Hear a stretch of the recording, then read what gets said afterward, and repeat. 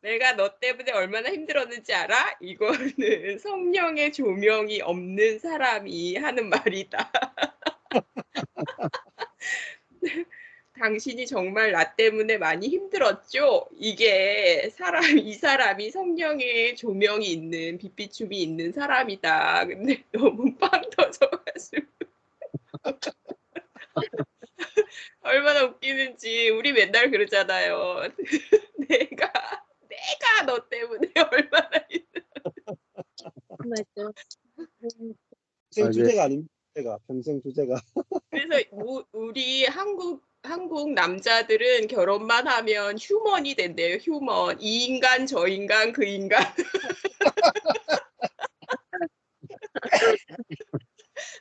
그래서 휴먼이 된대요, 한국 남자들은. 사람이 되니까 인간이 되는구나. 남편이라고 안 부르고 이 인간 그 인간 저 인간이 말 내래요, 진짜. 말 내래. 얼마나 웃기는지. 아우 그래 가지고 빵 터져 가지고 오늘 너무 웃겨 가지고.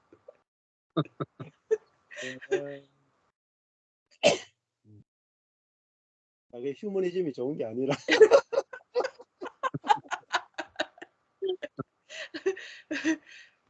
왜 휴먼이 되는데도 왜 그 말이 그렇게 듣기 싫은지.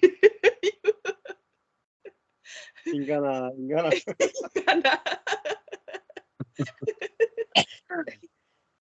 아유 웃겨. 그러니까 인간이 되면 안 되고 사람이 돼. 사람이 덜 됐다 하잖아요.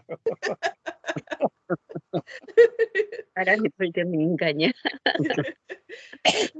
아우 너무 그니까 그 어감이 왜 이렇게 똑같은 말인데도 어감이 다 다르니까. 어. 어, 이번에는 이번에 서울 세미나는 사람들이 좀 많이 올 것 같아요. 아무래도 좀. 그러게요. 예, 어. 관계자분이 아마 한 10명 정도는 더 오니까 좀 숫자가 몰라 너무 추워가지고 사람들이 또 올라가다가 또 포기하고 안 올 수도 있어요. 주위에 얼어가지고 마음이 얼어가지고 안 올 수도 있는데 하여튼 40명은 올 것 같아요. 점점 진짜 인제 강주 겨자씨 숙소가 뭐 어디 찜질방에서 주무셔야 되겠네? 모르죠. 길바닥에 주무실지. 뭐 예배당에서 뭐 엎어져가 잘지 지금 모르겠어요. 아니 전화들 가끔가다 오시는 분들이 있는데 뭐 처음 오신다는 분도 있고 그래서 숙소가 되냐 그래서 숙소는 뭐 교회에서 몇 분 주무시고 나머지 분들은 이제 찜질방에서 주무신다 그랬어요. 찜질방에서 또 더 좋은 프로그램이 있다고. 강사 목사님이랑 오후 심야 프로그램이 있다고. 거기도 좋은가 보다 하고 많이 간다 그랬더니 그러냐고. 예. 거기 나머지 공부하신 분들 오후 보충 수업하시는 분들. 좋긴 좋은가 봐요. 아침에 픽업하러 가면 얼굴이 환해져 가지고. 그러니까 찜질방이 되게 괜찮은 것 같아요. 왜 그러냐면 우리가 예. 이제 먹는 거는 해결을 하는데 씻는 거 이게 진짜 되니까. 맞아요. 맞아요. 그리고 밤에 그렇죠. 잠을 못 자도 찜질을 하고 난 다음에 얼굴이 뽀얘져 가지고. 예. 맞아요. 그래서 거기서도 또 교제가 또 풍성한가 봐요. 보니까 얘기 들어보니까. 예. 그래서 많이들 가시더라고요. 어쨌든 찜질방 장사가 잘 된 것 같아요. 한 달에 한 번. 이제 진짜 좋더라고요. 그 찜질방은 진짜 서울에 있는 찜질방은 달라요. 진짜. 전 목사님 예. 단골이신데 좀 할인해 드려야 되겠네. 연주 매달. 쿠폰을 꺼내셔야 될 것 같아, 쿠폰을. 그래 가지고 예. 맞아요. 근데 거기가 목욕탕은 되는데 찜질방은 쿠폰이 발행 안 해주더라고. 아. 내가 물어봤더니 그 찜질방 손님들은 바로 와서 끊을 수밖에 없다 그러더라고요. 그래서 예.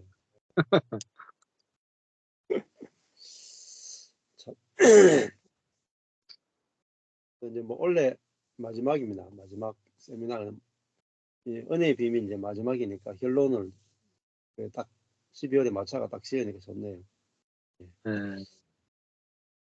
자, 오늘은 여호수아 15장 할 차례입니다. 15장은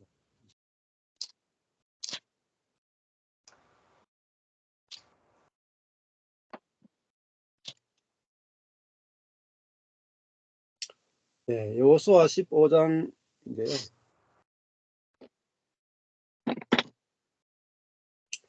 그 출애굽 1세대들은 다 광야에서 다 죽었습니다. 거의 대부분 다 죽었고 출애굽 2세대들이 가나안을 정복하고 여기 이제 기업을 분배받아서 이제 결국은 살게 되는 그런 이야기인데 그러니까 첫 번째 세대는 광야만 돌다가 죽죠.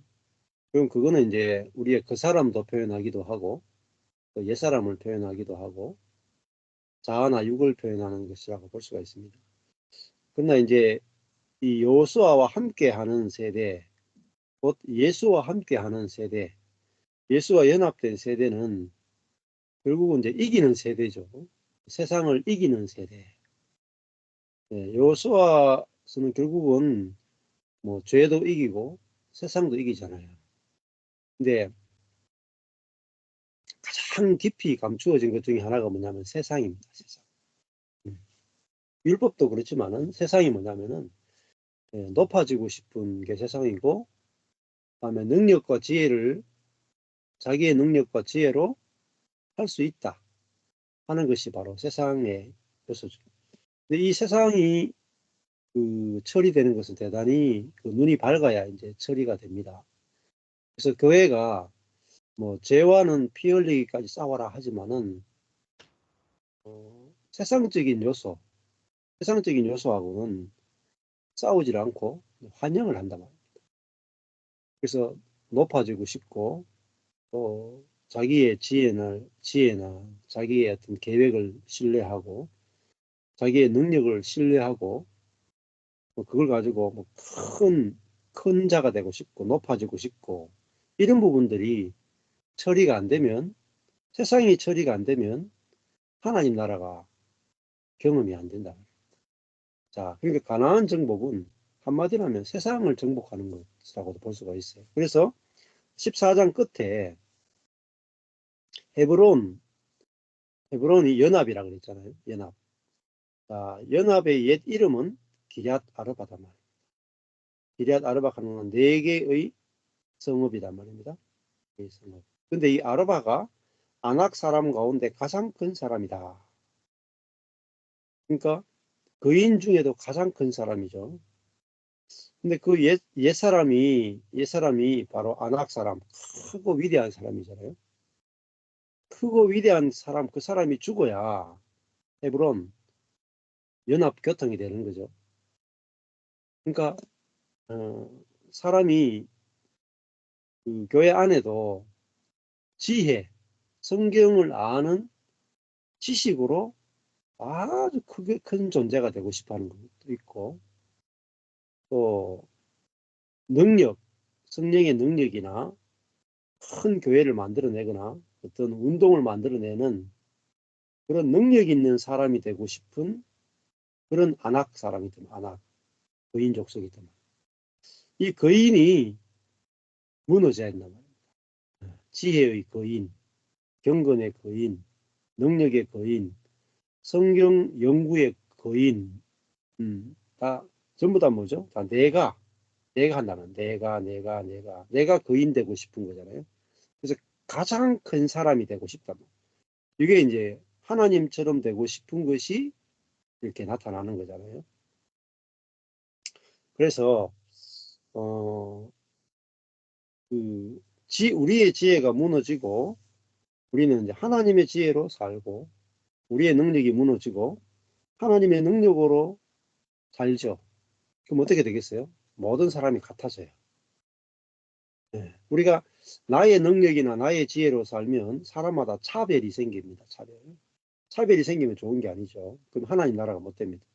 근데 우리의 선천적인 모든 능력과 지혜가 이게 먼지와 같구나, 배설물과 같구나, 아무것도 아니구나, 이게 한번 딱 경험하면은 전쟁이 그쳐요. 네. 그리고 내 능력과 내 지혜가, 내 계획이 정말 내 계획대로 될 것 같은데 딱 안 되는 지점이 와야 돼요. 네. 그래야 이제 하나님의 지혜가 보이기 시작하고, 지혜로운 하나님이 보이기 시작하고, 나보다 더 능력 있는 하나님이 신뢰가 되기 시작하고, 하나님의 지혜에 내 지혜가 굴복이 되고, 하나님의 능력 앞에 내 능력을 굴복시킬 수 있다.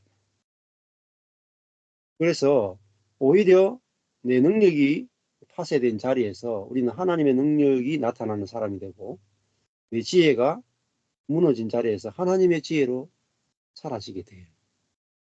그러니까 이건 뭐 사실 엿 깎아 먹는 것과 똑같죠. 고음을 갖다 주고 몇시 온다.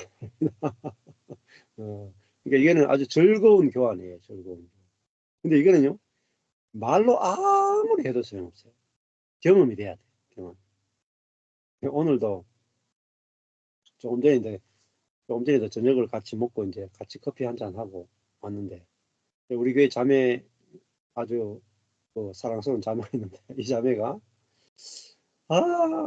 목사님도 좋고 교회도 좋은데 목사님 말씀이 도저히 내가 좀 깊이 아멘이 안 된다는 거예요. 깊이 아멘이.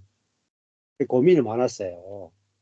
근데 교회도 좋으니까 고민이 많이 됐는데, 요번에 이제 한 사건을 겪었어요.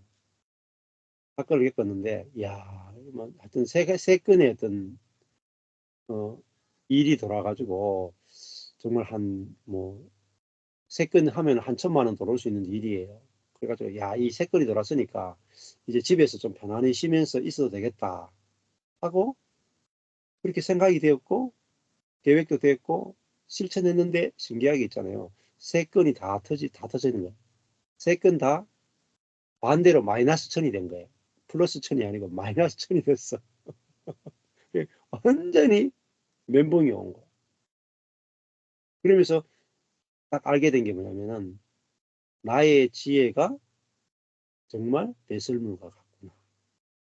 나의 지혜는 먼지와 같구나. 이게 그냥 지식이 아니고, 들었을 때는 아멘이 안 됐는데, 경험하니까 저절로 아멘이 되는 거예요.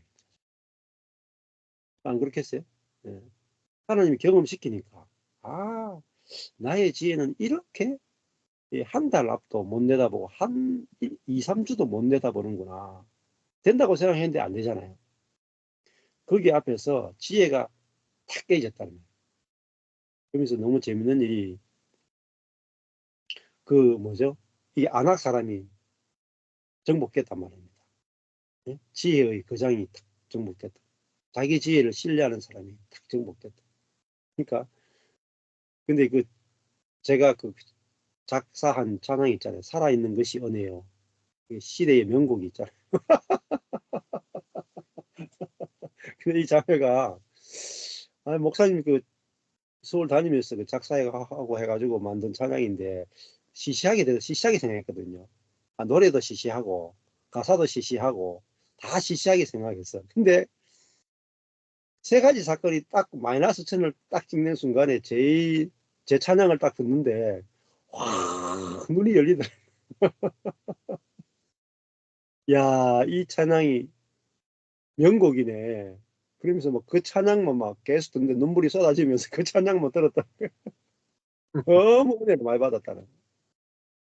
좋네. 그러더니, 이제는 하나님이 내 지혜가 아니라 하나님의 지혜만 내가 따라가는 그 삶을 살고 싶다라는 마음이 저절로 이렇게 올라오는 거죠. 저절로. 그러니까 완전히 사람이 달라져 버렸어. 완전히 새 사람이 돼버렸어. 그렇죠? 다 생각하면 두 가지죠. 하나는 환경을 통한 지혜의 파쇄. 하나는 말씀이죠. 그동안 들었던, 한 7, 8년 동안 들었던 말씀. 그러니까 말씀과 환경에 성령이 환경을 안배하는 거하고, 그리고 성령의 계시가 있으니까 이 두 개가 딱 맞아떨어지니까 완전히 새로운 세계를 사는 것들. 새로운 세계. 하나님의 지혜로 산다는 게 이런 의미군요. 이렇게 하다. 전에는 제가 이렇게 했거든요. 저는 아무 계획이 없고 나도 지혜가 없고 능력도 없고 하나님의 지혜와 하나님의 능력으로 산다. 이 말을 했는데 아무리 들어도 이해가 안 되더래. 네. 근데 목사님은 그래도 경북대학교 철학과 나왔으니까 그때로 치면 한강 이남에서 제일 좋은 대학교 나왔는데 책도 많이 읽고 머리도 그래도 괜찮고 이러니까 뭔가 이렇게 일이 좀 되는 게 아닌가 이렇게 생각했대요. 근데 본인이 이제 지혜가 딱 무너지는 지점에 가니까 내 속에서 새로운 마음이 나오는 거예요. 새로운 마음. 그러면서 알게 된 것이 이 목사님도 지혜로 자기의 지혜로 하는 게 아니구나. 능력으로 하는 게 아니구나. 그 말이 진짜구나. 이렇게 하시더라고요. 진짜. 그러니까 우리의 선천적인 지혜나 선천적인 능력이 뭐냐? 그게 안악 사람이에요. 안악 사람. 타고난 능력, 타고난 지혜로 다른 사람 위에서 군림하고 그걸 자랑하고 그거를 신뢰하고 살아가는 사람이 거인족이잖아요. 그게 네피림이다. 네피림이고 안악 자손이다. 근데 이것을 정복할 수 있습니다. 천연적인 것이 정복돼야 된다. 그래서 천연적인 것과 우리가 하늘로부터 하나님의 은혜로 내 안에 계신 그리스도로부터 나오는 지혜, 그리스도로부터 나오는 이런 생명, 마음은 우리 천연적인 것과 비교가 안 돼요. 결국은 그 요수와 예수로 말미암아 이제 이 거인족이 정복되죠. 그래서 지난번에 갈렙이 이 헤브론, 이 기럇 아르바 4성읍을 정복하고 결국은 헤브론 연합을 이루었죠. 또 우리가 예수 그리스도와 연합될 때 거인족이 정복되죠. 우리 안에는 세상이 정복된단 말입니다. 자, 그러니까 이게 정복돼야만 뭐가 되겠어요? 그 땅을 누릴 수 있어요. 정복된 만큼 누릴 수 있어요. 가나안에 들어갔지만 정복이 안 되면 누림이 현저하게 작아요. 그렇잖아요. 꼽사리 끼는 것밖에 안 되잖아요. 근데 거기 있는 이 아주 큰 성들을 특히 이제 헤브론 같은 경우에 아주 정복하기 힘든 곳이란 말입니다. 근데 이 큰 성읍들을 정복하면 그 전체가 내 것이 되고 우리가 누리게 되는 거죠. 신앙생활도 마찬가지입니다. 신앙생활도 우리 내 안에 있는 이 나의 지혜를 신뢰하고 나의 능력을 신뢰하는 이 안악 사람이 정복될 때 전쟁이 그치고 거기를 우리가 이제 풍성히 누리게 되는 거죠. 자, 15장으로 넘어가 보면은 여기 14장 6절부터 이제 유다 족속이 땅을 정복하고 그 땅을 차지하는 이야기가 계속 이어지고 있습니다. 15장에 가면 유다 자손의 지파가 이제 정복한 다음에 그 가족대로 제비 뽑은 땅이 나오죠. 이게 제비 뽑다. 그 땅을 얻을 때도 제비를 뽑죠. 자기들이 이렇게 막 선택하는 게 아니에요.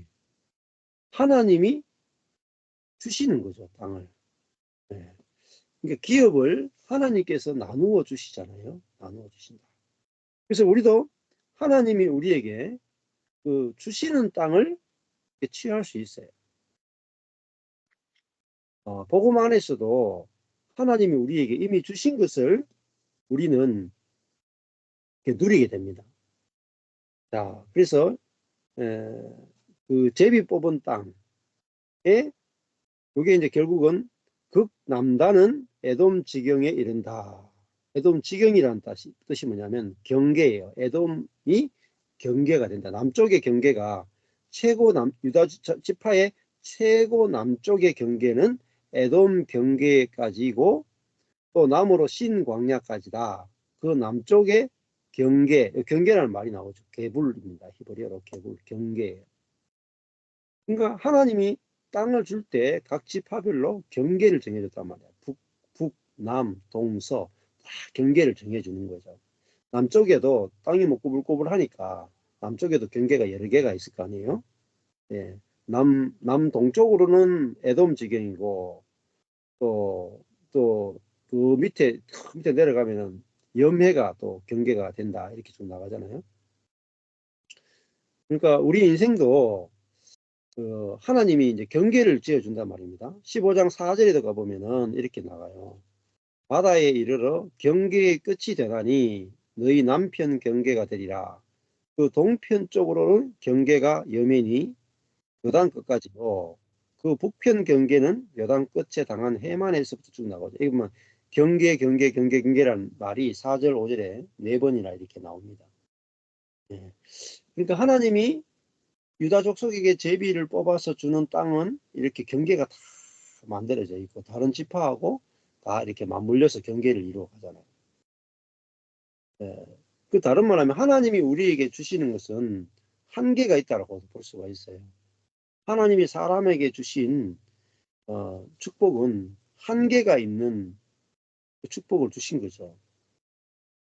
자, 근데 그 한계가 있는 축복이 제한된 축복 자체가 꼭 나쁜 게 아니란 말입니다.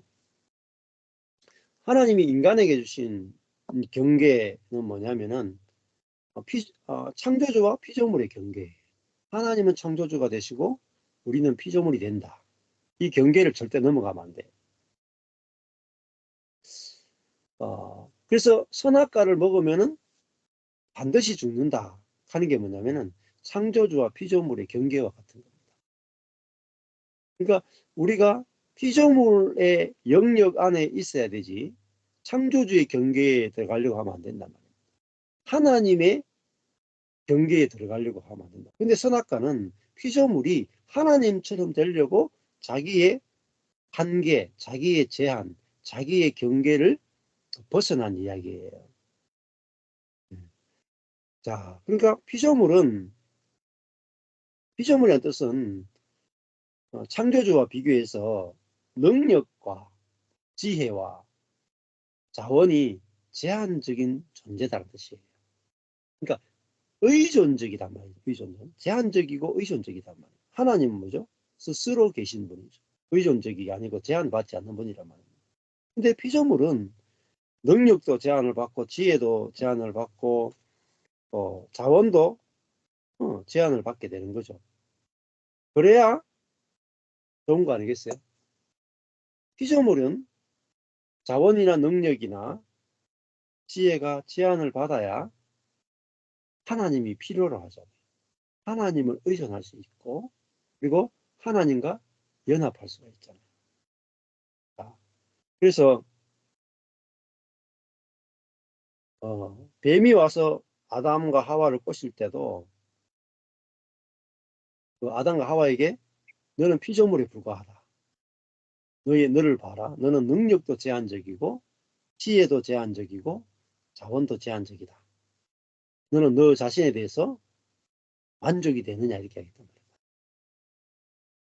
그랬을 때 하와가 뭘 받겠어요? 아담이 뭘 받겠어요? 자기 자신을 봤단 말이에요. 자기 자신을 보니까 너무 제한이 많은 거예요. 능력의 제한, 지혜의 제한, 자원의 제한. 그렇게 해서 어떻게 하냐면은 내 스스로 능력을 키우고 내 스스로 지혜를 키우고 내 스스로 자원을 늘려서 이 제한성을 극복하고 싶다 이 말이에요. 다른 말하면 하나님 같은 존재가 되고 싶다. 이게 인간의 죄성입니다. 죄성. 사단이 불어넣은 거예요. 그러니까 자기가 피조물에 불과한 것이 하나님이 보실 때는 인간이 피조물인 것이 하나님 보시기에 심히 좋았어요. 보시기에 선하고 선했어요. 근데 사단이 딱 와서 말하는 순간에 사람은 자기가 제한된 존재, 피조물인 것이 좋아 보이지 않은 거예요. 그래서 선악을 아는 지식을 먹었죠. 지식이 뭐겠어요? 결국은 지혜를 더해서 내가 이 제한성을 초월해 보겠다. 그게 이제 죄의 뿌리예요. 지금도 우리가 사단이 주는 유혹 중에 제일 큰 유혹이 뭐겠어요? 더 능력 있는 존재가 되어야 행복하다. 더 지혜로운 존재가 되어야 행복하다. 그러니까 자본을 더 끌어모아야 행복하다. 여기에서 못 빠져나와요. 이거는 이 부분은 사단이 이야기 안 해도 우리가 자식들한테 늘 하는 말 아닙니까? 자식들을 교육시킬 때 이 목표로 하지 않을까요? 교회에서도 교육할 때 능력 있는 사람, 지혜로운 사람, 자원이 많은 사람이 되라고 가르치잖아요. 근데 이게 세상입니다. 이게 죄의 뿌리예요. 이게 더 많아진다고 해서 행복한 게 아니고 오히려 하나님이 정해주신 줄로 재어준 구역, 경계, 그 안에 모든 것이 다 들어있고 그것으로도 충분히 행복할 수 있어요. 그러니까 오늘 그 자매가 내가 돈도 더 있어야 되고 능력도 더 있어야 된다고 생각했는데 딱 망한 자리에 가니까 제가 부른 찬양 살아있는 것이 은혜예요. 더 능력과 지혜를 가져야 행복한 게 아니고 살아있는 것만 해도 은혜다. 일어나는 것만 해도 기적이다. 그렇죠? 살아있는 것만으로 됩니까? 만족이 안 되죠. 이게 사람이 살아있으면 살아있는 것만으로 어떻게 되나. 돈도 있어야 되지. 능력도 있어야 되지. 지혜도 있어야 되지. 이렇게 나가잖아요. 평생 안 행복하다니까요. 근데 하나님이 줄로 지어준 구역, 경계, 제한, 피조물, 사람. 그 사람이 약하잖아요. 하나님과 비교하면 너무나 짧은 인생을 살고 너무나 능력과 지혜가 부족하죠. 그런데 자기로 살려고 하기 때문에 그게 저주가 되는 거예요. 저주가 되는 거예요. 우리가 영원하신 하나님의 생명과 신의 물과 나무가 만나면 결핍이 없어져요. 결핍이. 이게 연합의 세계예요. 하나님 우리를 제한적인 나무로 지었지만 영원한 신의 물이신 당신이 우리와 함께 하기 때문에 하나님으로 인해서 부족함이 없는 거예요. 자, 우리는 내 능력이 커지고 내 지혜가 많아져서 행복한 사람이 되는 게 아니에요. 우리는 제한된 능력과 제한된 지혜를 가지고 있는데 무한한 능력과 무한한 지혜와 무한한 자원을 가지신 하나님과 연합되고 하나님이 내 안에 사시니까 나는 여전히 나무인데 부족함이 없는 거예요. 이게 시편 23편이라. 시편 1편이 시냇가에 심은 나무고 시편 23편이 여호와는 나의 목자시니 양인 내가 부족함이 없으리로다. 이 결핍이 없다는 거잖아요. 뭐가 부족함이 없겠어요? 지혜나 능력이나 자원이 부족함이 없는 거예요. 근데 양이 사자라도 되는 게 아니에요. 여전히 부족한데 그 결핍은 누가 채우느냐? 목자가 채우는 거예요. 그 부족함은 누가 채우느냐? 시냇물이 채우는 거예요. 나의 부족함은 누가 채우느냐? 창조주가 다 채워주신다. 그래서 연약하고 부족한 피조물이 완전한 거예요. 부족함이 없는 거예요. 우리는 하나님이 필요한 거지 나의 능력이 커지거나 나의 지혜가 커져야 되는 게 아니에요. 이게 복음이에요. 복음.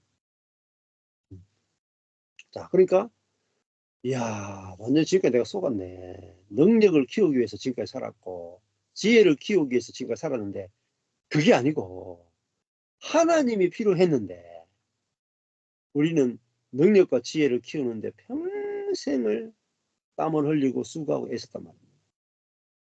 그러니까요, 우리는 내 안에 그리스도가 필요한 거지 내가 변화되는 게 아니라 내가 업그레이드 되는 게 아니라 내가 스펙을 갖추는 게 아니라 스펙이 필요 없어요. 우리 유일한 스펙은 그리스도를 생명을 소유했다는 게 스펙이야. 여기서 다 나옵니다. 내가 아무리 쌓은 스펙보다 스펙이 소용없어요. 스펙은 정말 배설물 같아요. 왜 바울이 자기가 만들어낸 모든 스펙을 배설물로 여기는 것은 내 안에 계신 그리스도를 아는 지식이 선악을 아는 지식이 아니라 자기의 지혜가 아니라 그리스도를 아는 지식이 최고로 아름답고 최고로 가치 있다. 가장 고상하다 이게. 정말 그리스도를 그러니까 생명 받음은 모두 받은 것 그 차장이 나오던 찬양은 그 우리 자명을 하면 예수의 생명을 받았으면 모든 것을 다 받았네 이렇게 고백하더라고요. 그러니까 우리는 즉시 예수로 인해서 오늘 here and now 여기 지금 만족하는 거예요. 내가 뭐 변화되거나 내가 뭐 더 소유해서 만족하는 게 아니라 예수님이 내 안에 산다 이 말입니다. 또 뭐가 있겠어요? 예수의 지혜가 있고 예수의 능력이 있고 예수의 자원이 내 속에 있단 말이에요. 예수님의 마음이 내 안에 있단 말이에요. 근데 이거 훈련할 필요가 뭐 있어요? 성령이 내 안에 계시는데 성령의 열매가 내 안에 없겠어요? 여러분? 웃기잖아요. 성령이 내 안에 계시는데 성령의 열매 맺을 거 걱정이나 뭐 하지 마세요. 제발 좀. 아니 성령을 쳤는데 성령의 열매 안 맺힌다. 그거는 말도 안 되는 소리야. 안 그래요? 그러니까 복음은 깨닫는 거지. 성령께서 깨닫게 해주는 거예요. 그래서 오늘도 이제 그런 이야기 했거든요. 커피 마시면서. 자, 옛날에는 믿음이 안 생기다는 거예요. 믿음이. 근데 오늘 그 자매하는 말 신기하게 믿음이 생기다는 믿음. 하나님에 대해서 믿음이 생기고. 근데 뭐예요? 육으로 난 믿음이 있고 내가 믿어야지 하는 신념을 강화시키는 게 있고요. 성령으로 난 믿음이 있어요. 나는 내가 믿음이 1도 없구나 하는 자리에서 성령이 내 안에서 믿음을 공급하시면 성령에 의한 믿음은 흔들리지 않아요. 믿어져요. 갈수록 더 믿어져요. 그리고요. 저도 그렇더라니까요. 제가 뭐 믿음이 그렇게 좋은 사람은 아닌데 그래도 남보다는 그 믿음이 조금 좋은 부분이 있긴 있었어요. 그렇지만은 그것도 어느 자리에 가니까 다 바닥나더라니까요. 근데 내 믿음으로 사는 게 아니고 내 안에 계신 그리스도의 믿음으로 사라지더라고요. 그러니까 정말 믿어지지 않는 것들이 믿어지고요. 제가 오늘 아까지 그냥 했거든요. 내가 믿어야 역사가 일어나는 게 아니에요.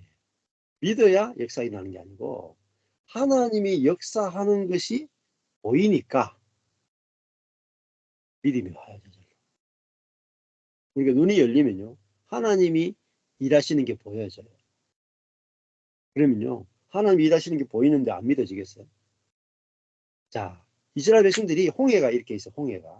홍해 앞에 갔을 때 홍해가 갈라진다는 믿음이 있었나요? 없었죠. 믿음이 없어서 두려워 떨었잖아요. 근데 홍해가 쫙 갈라졌어요. 홍해가 갈라지는 걸 딱 볼 때 그들에게 생긴 게 뭐죠? 믿음. 그러니까 우리가 보면 믿어져요. 그래서 우리가 믿음을 가지고 보기가 어렵거든요. 근데 내가 죽은 자구나 하는 자리에서 하나님 어떻게 하시는가 지켜보자 하고 이렇게 안식하며 기다려보면 하나님 일하시는 게 참 놀랍게 나타나요. 근데 보이면요. 믿는 거는 굉장히 쉽죠. 그래서 뒤따라가는 게 되게 중요하단 말입니다. 내가 주님을 앞서가면 주님이 일하시는 게 안 보이니까 믿어지지가 않죠. 근데 뒤따라가면 주님이 일하시는 게 훤히 보이니까 믿어진다는 게 저절로. 계속 믿어져요. 더 믿어져요. 네. 그래서 우리는 그리스도인은 주님을 앞서가는 삶이 아니라 따라가는 삶이죠.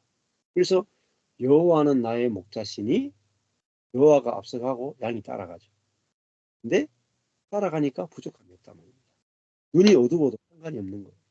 내가 지혜가 없어도 상관이 없어. 왜? 주님을 따라가면 되니까. 이게 지혜예요. 양의 지혜는 눈이 밝아지는 게 아니고 지혜로워지는 게 아니고 지혜로운 목자를 따라가는 거예요. 그렇잖아요?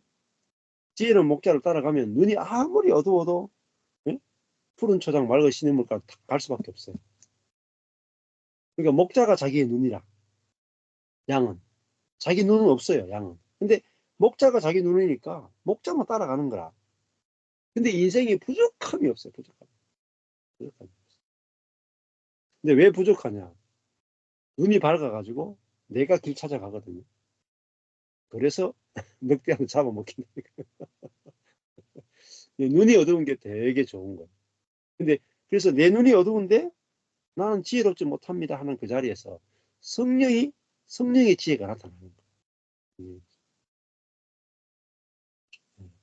그러니까 저도 제 지혜가 완전히 망했어요. 완전히.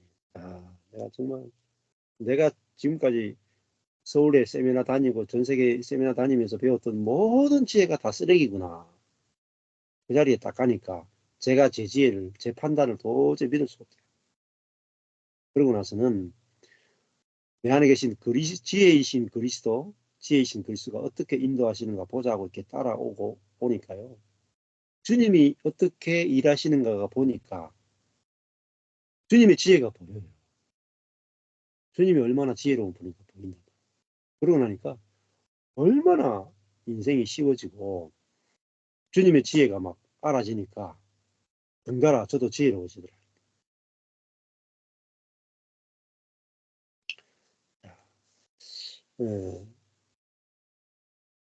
이 경계가 있잖아요. 경계. 그러니까 내가 피조물은 지혜가 부족하게 돼 있어요. 하나님 인간에게 제한된 지혜를 주고 제한된 능력을 줬어요.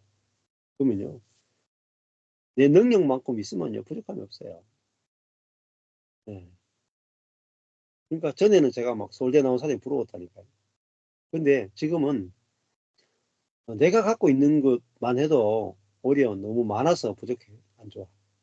내가 오히려 없다는 것이 주님의 지혜가 나타나기 더 좋기 때문에 비교하는 세상이 없어진 거예요. 그래서 하나님이 우리 자신은 제한시키고 제한이 없는 당신을 우리에게 선물로 주신단 말이에요. 그래서 당신의 생명으로 살게 하시고 당신이 우리 안에서 살아주시기 때문에 우리는 부족함이 없는 거죠. 예. 자, 그래서 우리가 제한 속에 있는 것은 대단히 좋은 거라고 볼 수 있어요. 오늘도 이제 같이 차 마셨던 우리 자매가 하더라고요. 제 옆에서 한 7년을 지켜봤거든요. 우리 교회가 얼마나 약한 교회고 사람들이 왔다가 나가기도 하고 막 꼬라박기도 하고 그러다가 또 하나님 일하시는 놀라운 일이 나타나기도 하고 막 이런 일을 계속 지켜보면서 그 목사님 사모님을 보니까 막 사례비도 안 나올 때가 있고 어떨 때 좀 나올 때가 있고 막 어떨 때는 가면은 막 뭐 마을 갔다 가기도 하고 어떨 때 가니까 뭐 이단 같기도 하고 막 이거 완전히 그냥 막 이렇게 풍랑이 치는 거예요. 그런 일들 옆에서 이제 다 같이 보면서 가는 거예요. 같이 보면서. 그러면서 이제 실체가 딱 보이는 거죠. 정말 우리의 능력이나 우리의 지혜는 아무것도 아니구나. 그 옆에서 보면은 제가 능력이 없다는 게 이제 보이는 거예요. 지혜도 없다는 걸 보이는 거라. 근데 신기하게 뭐죠? 하나님의 능력이 일하고 있고 하나님의 지혜가 일하고 있는 게 보인단 말이에요. 자, 그러니까 내가 능력이 비워지고 지혜가 비워지면 하나님의 능력이 일해요. 하나님의 지혜가 일해요. 그게 뭐냐면은 우리는 하나님을 보여주는 형상이잖아요. 모양이잖아요. 우리 자신을 보여주는 존재가 아니에요. 우리의 천연적인 스펙이나 천연적인 능력이나 내가 갈고 닦은 성경 실력을 보여주는 게 아니에요. 갈고 닦아봤자 그거 아무 쓸모가 없어. 갈고 닦은 건 다 무너져야 돼요. 사도 바울이 가말리엘 밑에서 배운 모든 실력은요, 다 배설물로 돼야 돼요. 그리고 오직 지혜이신 그리스도가 바울을 통해서 나타날 때 그리스도의 지혜가 나타나고 그리스도의 말씀이 나타나지 바울의 지혜나 바울의 말씀이 나타나는 게 아닙니다. 네, 이게 너무 놀라운 세계. 정말 우리 속에 그리스도가 살고 계시고 우리 안에는 그리스도를 해방시키는 사람입니다. 그러니까 우리는 그리스도만큼 사라질 수 있는 존재랍니다. 네, 그래서 우리 이 껍질을 그 사람을 깨신 이유가 그리스도의 생명과 그리스도의 말씀과 그리스도의 모든 것이 우리를 통해서 나타나기 위해서 우리를 허물어뜨리신 거죠. 그 사람을 허물어뜨리신 거죠. 자, 그러니까 그 사람을 허물어뜨린다는 말은 뭐겠어요? 그 사람의 능력이 제한을 받고 그 사람의 지혜가 제한을 받고 그 사람의 어떤 재능이 제한을 받잖아요. 근데 그것이 제한을 받으면 받을수록 더 예수의 생명이 해방돼요. 이걸 뭐죠? 역설이잖아요. 역설. 오늘도 그 장면 하더라고요. 목사님 진짜 이게 역설이네요. 제가 그 설교 아무리 해도 못 알아들었다니까. 근데 이제 경험하니까 이야, 신앙의 세계는 믿음이 없다라는 곳에서 진짜 성령의 믿음이 나타나네요. 고백하더라고요. 그래서 제한이 있다는 것이 꼭 나쁜 게 아니에요. 저도 저희 교회가 작잖아요. 근데 이 작은 교회의 제한이 뭘 보여줘요? 이 작은 교회를 통해서 얼마나 큰 일이 이루어지는가를 보여줘야 어떻게 되겠어요?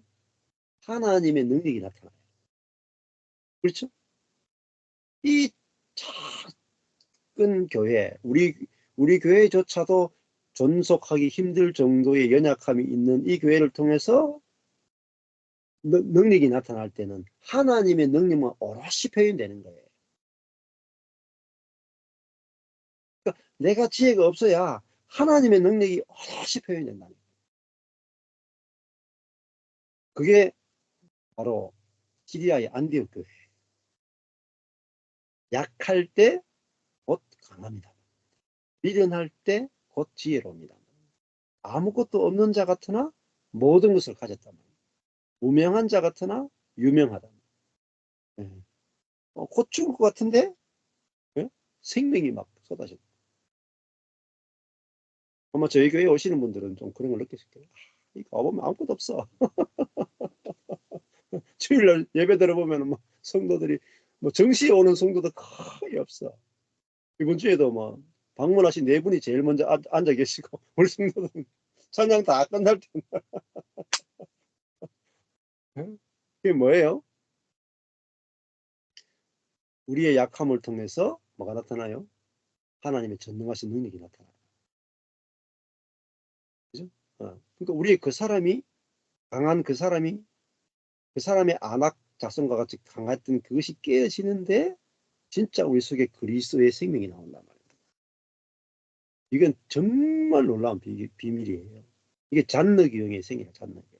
잔너기용의 모든 스펙이나 능력이나 외모의 아름다움이나 돈이나 뭐 자유라든지 모든 것이 공격받아서 경건이 무너지고 깨지고 할 때마다 막 속에서 그리스도의 생명이 나오는데 감당이 안 돼요.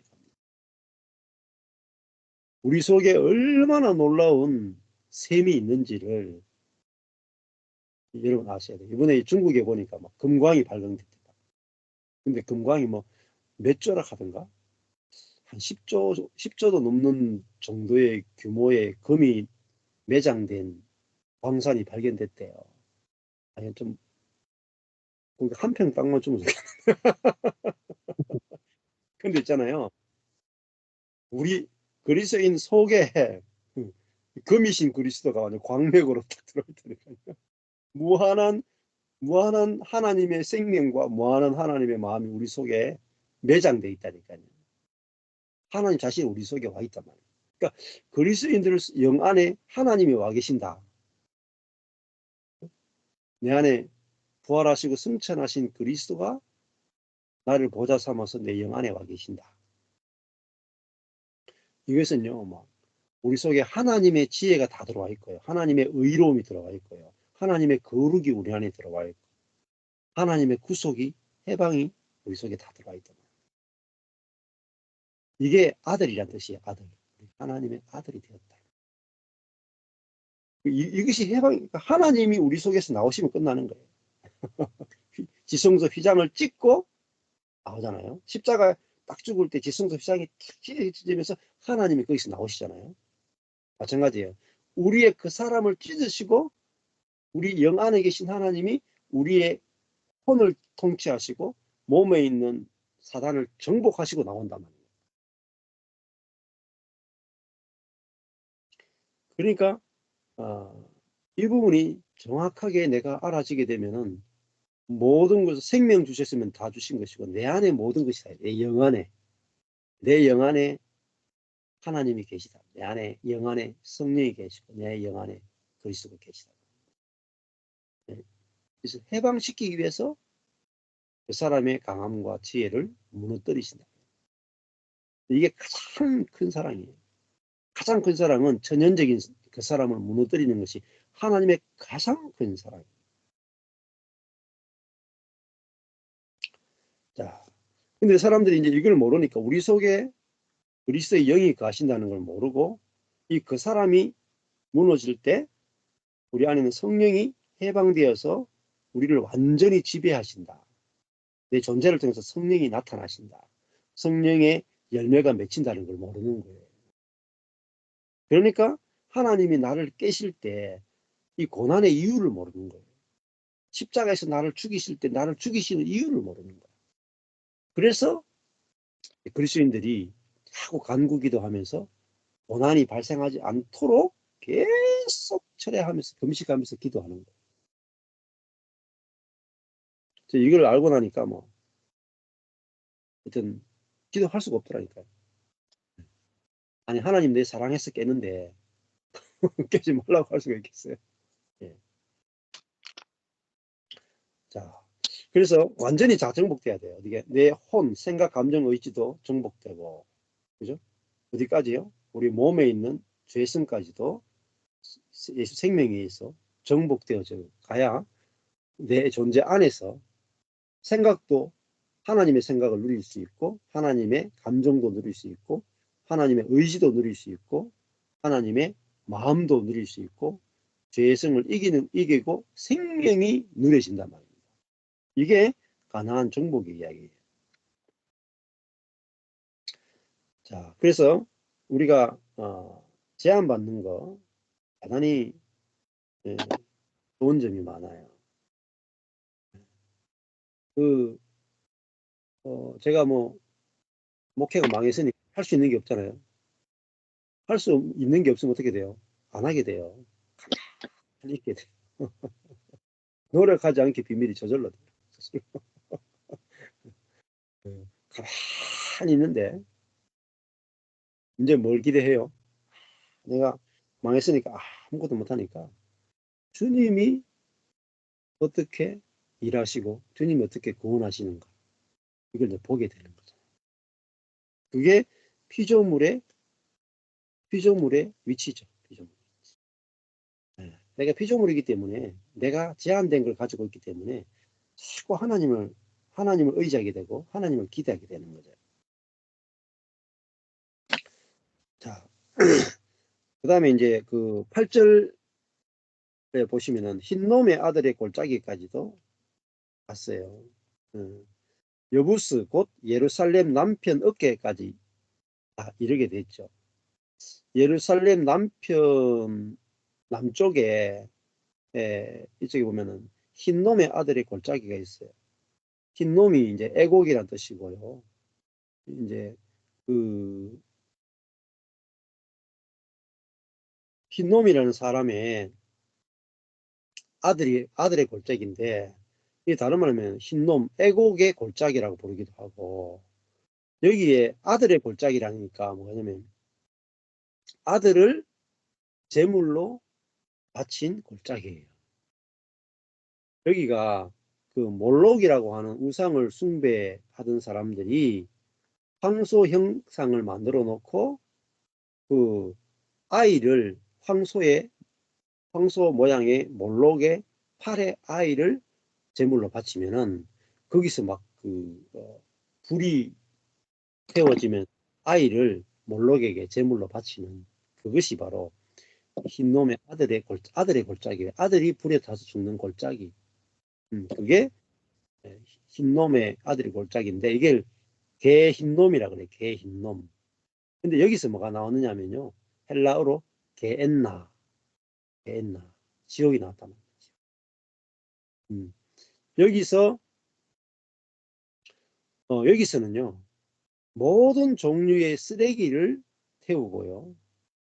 죽은 동물을 태우고 매장되지 아니한 범죄자의 시체를 태우는 것이 흰놈의 아들의 골짜기예요. 그러니까 쓸모없는 거, 이게 쓰레기죠. 하나님에 대해 쓸모없는 거, 또 죽은 동물, 죽고 매장되지 않은 범죄자의 시체, 전부 다 뭐죠? 죽은 자들의 골짜기죠. 또 쓰레기들의 골짜기죠. 그래서 거기서 범죄자나 동물이나 이런 쓰레기들이 이제 오염되지 않도록 뭐죠? 불로 태우는 거예요. 오염을 막기 위해서 불로 다 태우는 것이죠. 자, 이게 지옥이죠. 지옥불. 여기서 이제 꺼지지 않는 불이 계속 터졌어요. 정화시키기 위해서. 꺼지지 않는 불이 있었는데 이걸 지옥불이라 그래요. 그래서 유대 묵시문헌에 보면은 최종 심판 후에 이 골짜기가 불타는 지옥이 될 거라고 생각했대요. 이제 흰놈의 아들의 골짜기를 보면 사람들이 지옥을 생각하는 거죠. 그래서 지옥 자식이 된다. 이런 예수님도 그런 말씀하시는데 이게 이제 하나님의 심판을 상징하는 이 골짜기가 바로 지옥인 거죠. 근데 이게 요시야 왕이 이 골짜기를 이제 나중에 폐지를 하게 됩니다. 이 몰록이라고 하는 우상을 숭배하지 못하도록 하기 위해서 그렇게 되는데 여기는 지옥이란 뭐냐? 결국은 우리 인생이 쓰레기가 되는 곳이에요. 쓰레기가 뭡니까? 쓸모가 없단 말이에요. 우리 인생이 원래 지음을 받을 때 하나님의 목적을 위해서 지음받았어요. 하나님의 형상과 모양으로 지음받았습니다. 하나님의 영광을 드러내기 위해서 우리가 지음받았는데 우리 인생이 자기의 영광을 위해서 자기의 행복을 위해서 살게 되면 하나님의 목적과 하나님의 뜻에는 아무 쓸모가 없어져요. 그게 쓰레기입니다. 쓰레기. 지옥이란 뭐냐면은 하나님이 만들어 놓으신 인간의 목적, 인간 창조의 목적인 하나님의 생명으로 하나님의 영광을 나타내는 존재로 살 수 있는 인생이 쓰레기처럼 쓰여지는 것이죠. 그게 지옥이고 죽은 자들이 가는 곳이다. 죽은 동물과 범죄자들의 시체들이 있는 곳이죠. 그러니까 하나님의 생명으로 살 수 없고 천연적인 생명으로 자기중심적 생명으로 살면서 그 꺼지지 않는 불 속에 살아가는 그것이 지옥이라고 하는 것들을 보여주고 있는 거죠. 그것에 의해서 고통받는 것이잖아요. 꺼지지 않는 불로 인해서 고통을 받는 거. 네. 그러니까 우리 속에 있는 그 정욕이 또 불이라고 볼 수 있거든요. 사람의 가장 큰 고통이 뭐냐? 우리 속에 있는 정욕입니다. 욕심이 잉태한 즉 죄를 낳고 죄가 장성한 즉 사망을 낳는다. 일평생 사람은 무엇에 노예가 되느냐? 정욕의 노예가 돼요. 높아지고 싶고 잘나고 싶고 인정받고 싶고 완전한 자가 되고 싶고 하나님처럼 되고 싶고 내 뜻대로 되고 싶고 그런 모든 정욕의 노예가 되면 그죠? 이제 목마름이 끝이 안 나는 거예요. 끝이. 그런데 이런 그 인생의 불만족, 허무함, 이 만족되지 않는 것 때문에 구천을 떠도는 거예요. 부천을 떠도는 거예요. 그러면서 인생이 떠돌다가 쓰레기로 끝나는 거예요. 그게 어떻게 보면 광야 생활 같아요. 안식에 못 들어가는 거예요. 그 모든 게 뭐죠? 우리 속에 사단이 정욕을 통해서 우리를 지배한다.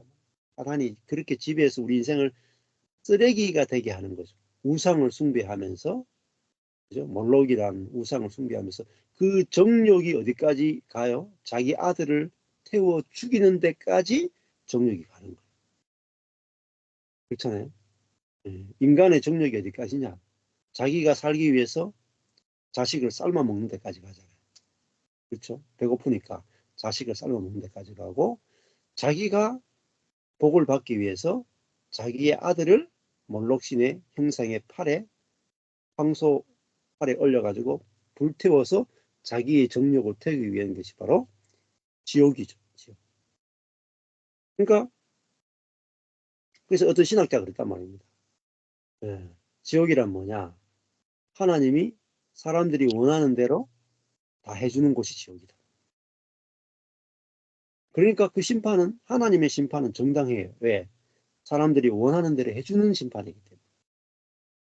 아무도 입을 못 대요. 우리는 지옥이, 우리도 원치 않는 곳에 보내는 것을 지옥이라고 생각을, 개념을 가지고 있잖아요. 내가 여기 이 땅에서 잘 먹고 잘 사는데, 내 인생을 심판해가지고 불이 꺼지지 않는 지옥에서 막 심판할 거다, 이렇게만 생각하는데, 물론 그렇게 생각할 수도 있죠. 뭐. 그러나 로마서나 복음의 기초에서 지옥이 뭐냐 할 때, 지옥은 몸에 있는 사단에 의해서 정욕의 지배를 받고 일생을 사단의 종로로 타고 살아가는, 그게 지옥이에요. 그러니까 하나님이 없단 말입니다. 그러니까 뭐죠? 만족함이 없는 거예요. 영원을 살아도 만족함이 없는 거라. 구약에 가면은 모두셀라가 949년입니까? 969년입니까? 살았죠. 1000년을 사는데도, 그죠? 만족함이 없어요. 안 미치겠어요? 100년 사는데도 만족함이 없어가지고 괴로워 죽겠는데, 1000년 살게 하는데 만족감이 없어 보세요. 여러분 1억 년을 살게 해준다고 칩시다. 1억 년 살게 하면 만족이 있을 것 같아요. 하나님 외에는 절대 인간은 만족이 없습니다. 근데 하나님이 없는 곳에서 영원히 사는 곳이 뭐냐? 그게 지옥이에요. 이보다 더 큰 지옥이 없어요. 근데 우리는 그게 지옥으로 보이는 게 아니고, 예수 안 믿으면은 지옥에 가서 심판받아서 영원한 불에 막 이렇게 되는 것만을 지옥으로 보다. 그거는 굉장히 물리적인 지옥을 보는 거예요. 영적인 개념의 진짜 인간에게 고통스러운 게 뭘까 한번 생각해 보십시오. 진짜 복음적 관점에서 보면요, 죽었다는 것은 하나님의 생명에서 끊어진 거예요. 그게 죽음이잖아요. 그 죽음이 뭐냐? 그게 지옥이다. 한번 생각해 보세요. 지금 내게 지옥이 뭐냐는 거예요. 지옥이. 우리는 돈 없으면 지옥이죠. 돈 없으면 지옥이죠. 하나님 없는 건 지옥이 아닌데 돈 없으면 지옥이죠. 그럼 거듭나지 못한 거예요, 사실은. 내가 돈이 없어도 하나님만 있으면 천국입니다. 이게 천국이고. 그죠? 진짜 천국은, 돈은 없으면 어때요? 굶어 죽으면 되지 뭐. 그게 우리에게 인생의 그게 아니다 말이야.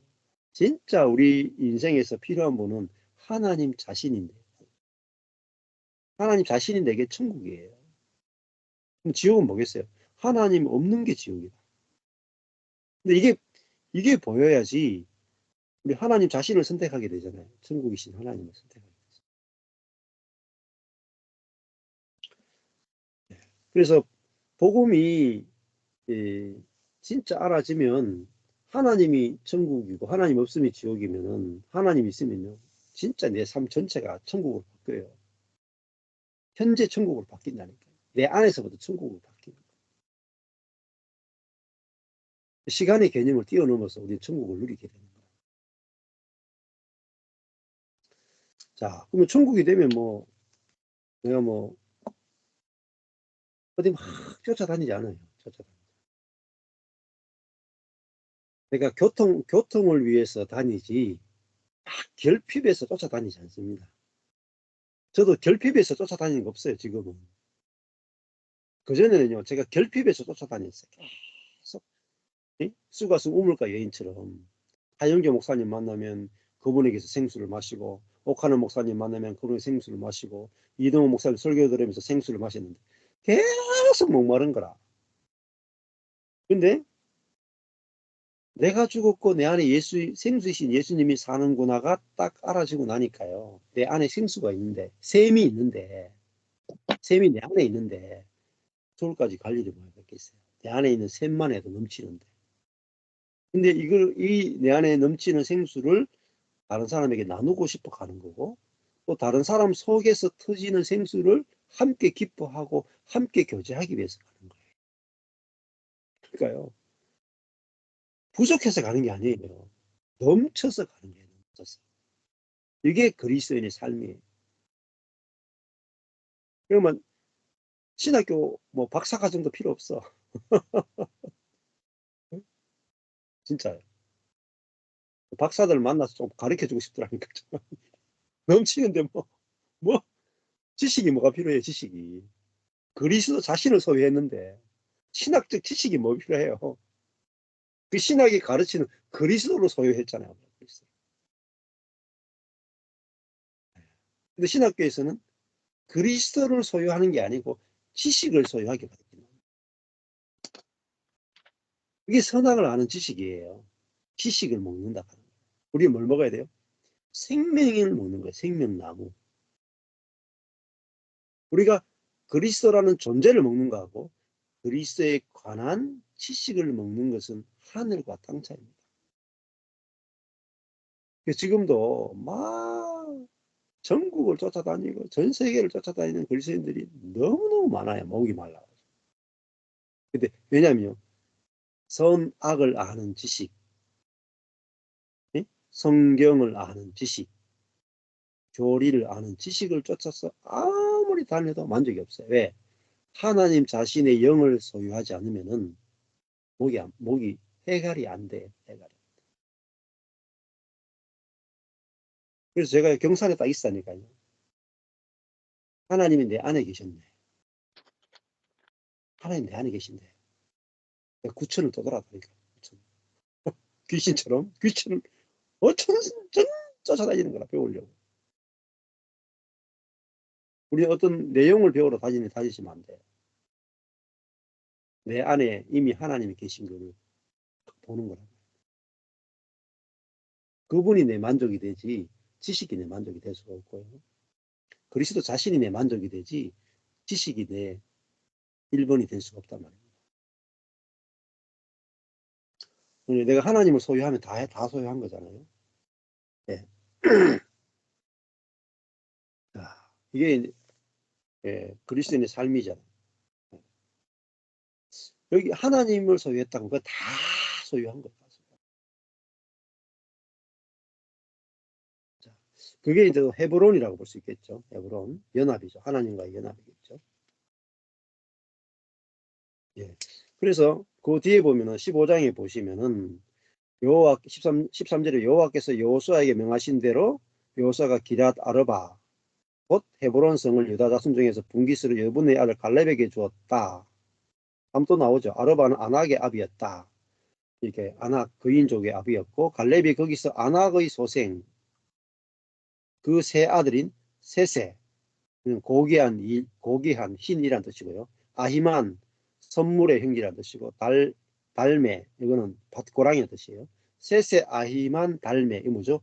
그인족의 아주 유명한 그인 세 명이래. 세 명을 쫓아냈단 말입니다. 거기서 올라가서 드빌 거민을 쳤는데 드빌이 뭐냐면요. 난곡 이게 뜻이요. 신탁 성소라는 뜻인데 드빌이요. 난공불락의 성이었대요. 근데 세세 아히만 달메 완전히 거인을 세명을 완전히 작사를 내고 난공불락의 성 드빌을 쳐가지고 정복했어요. 원래 드빌의 본 이름이 기랴세벨이에요. 기랴세벨. 근데 여기를 정복했단 말입니다. 그러니까 이 갈렙은 어떻게 정복했겠어요? 갈렙이 정말 나이가 85세예요. 85세인데 정복하잖아요. 언약을 믿고 가잖아요. 언약을. 하나님이 주신다. 모세도 약속했다고. 자기 능력을 전혀 안 보는 거예요. 자기 능력을 전혀 안 보는 사람이 제일 무서워. 자기 능력, 실력, 지혜 전혀 안 보는 사람이 다 정복해버려요. 우리는요, 왜 정복 못하냐? 맨날 내 능력 보거든요. 내 능력가 되겠나? 내 실력가 되겠나? 내 지혜가 되겠나? 정복 안 돼요. 자기 능력이 전혀 보이지 않는 사람이 정복. 다윗도요, 나갔을 때 자기가 이 사울의 이 군복도 못 입는데도 자기가 안 보이는 거예요.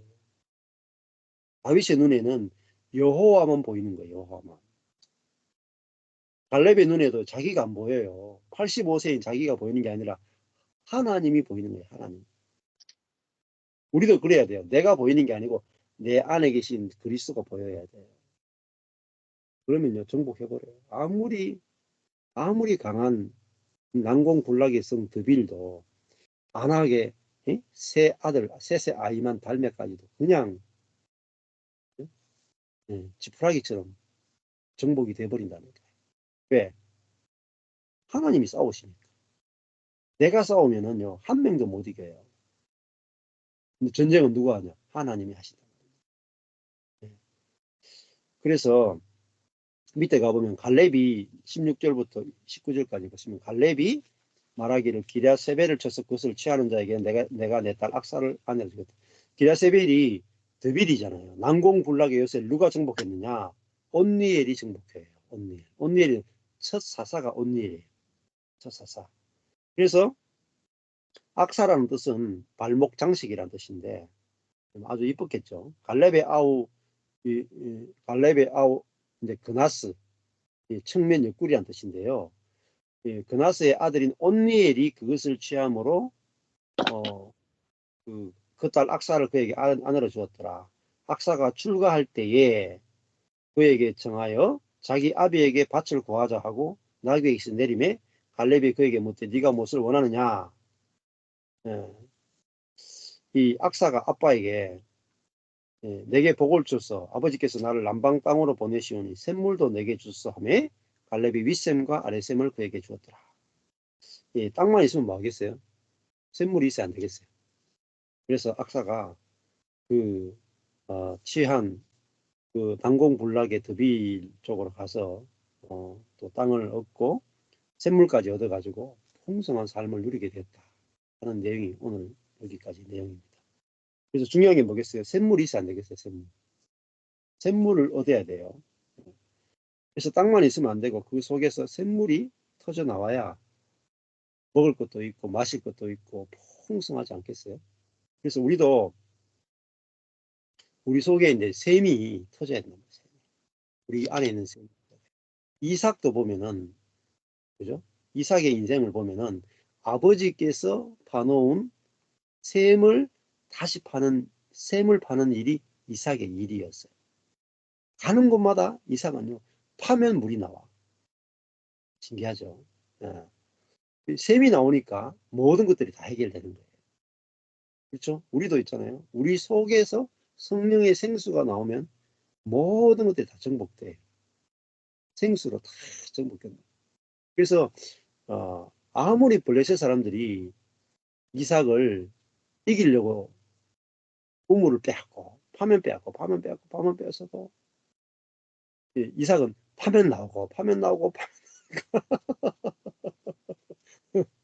고갈이 안 돼. 아무리 빼앗아가도 막 계속 샘이 터져 나와. 그래가지고 항복. 잘못하다가 니거 빼앗다가 우리가 죽겠다 해가지고 계속 샘이 나오는 걸 보고 항복해 버렸어. 우리도 안 그렇겠어요? 우리 속에 이 그리스도의 생명의 셈이 우리 속에 있습니다. 그리스도가 우리 속에 있고 성령이 우리 계시다고 하는 생명의 성령의 셈이 우리 속에 있단 말입니다. 이제 이거를 셈을 터져 나오기 위해서 하나님께서 우리의 그 사람을 깨시고 우리 속에 있는 셈을 솟아나게 하신다. 그러면요 넘쳐나 버려요. 넘쳐나. 제가 정리해 보면 제가 이렇게 말씀을 쏟아낼 수 있는 인간이 아니에요. 제가 지금 신약을 거의 다 끝냈거든요. 누가복음하고 사도행전만 끝내면 신약은 거의 완성이에요. 다 27권을 거의 다 설교 다 했다니까요. 한 장도 남김없이 싹 다 거의 다 했다니까요. 구약도 여러 권을 해놨어요. 근데 이렇게 말씀이 끊임없이 나오게 된 것이, 말씀의 셈이 나오게 된 것이 공부나 묵상이나 이게 아니에요. 내 안에 말씀하시는 그리스도가 있다 계시다. 말씀하시는 그리스도. 여러분 안에 성경을 말씀하시는 그리스도가 여러분 안에 계시다. 여러분 안에 말씀하시는 그리스도가 해방이 되면 여러분 속에서 끊임없는 셈이 솟아나게 돼요.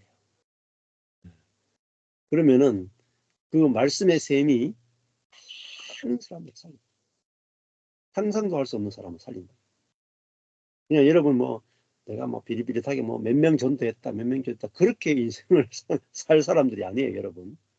여러분 속에 있는 셈이 어마어마한 광맥이 숨겨져 있고 어마어마한 셈이 들어 있습니다.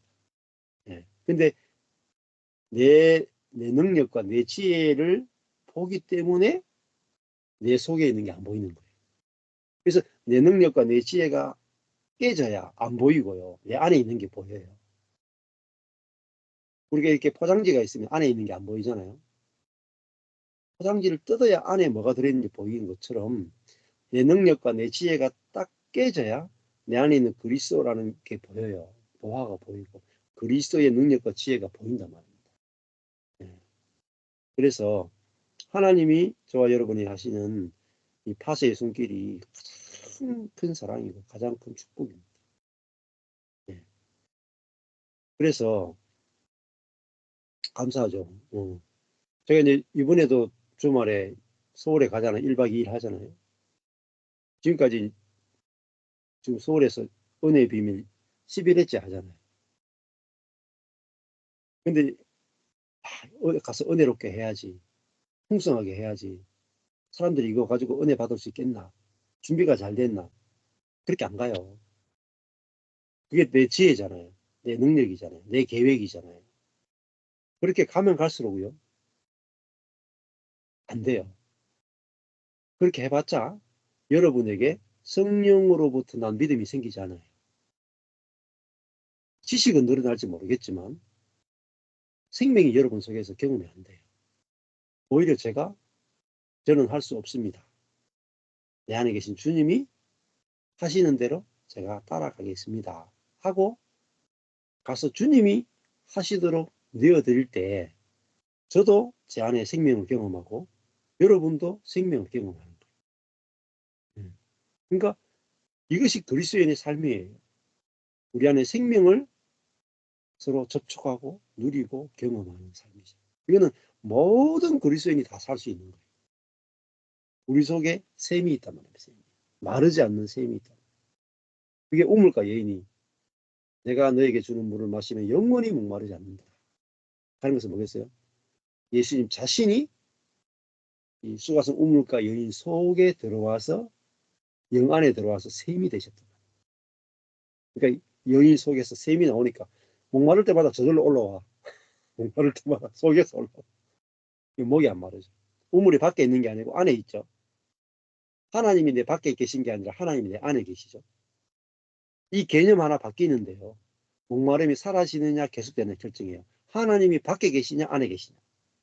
그리스도가 밖에 계시냐 안에 계시냐. 성령이 밖에 계시냐 안에 계시냐. 이거 개념 하나가 목마름이 끝나느냐 끝나지 않느냐 결정이에요. 예. 그래서 우리가 이 신약을 시대를 산다는 것이 얼마나 큰 축복인지 우리가 이제 경험하고 누리는 매일매일이 됐으면 좋겠습니다. 감사합니다.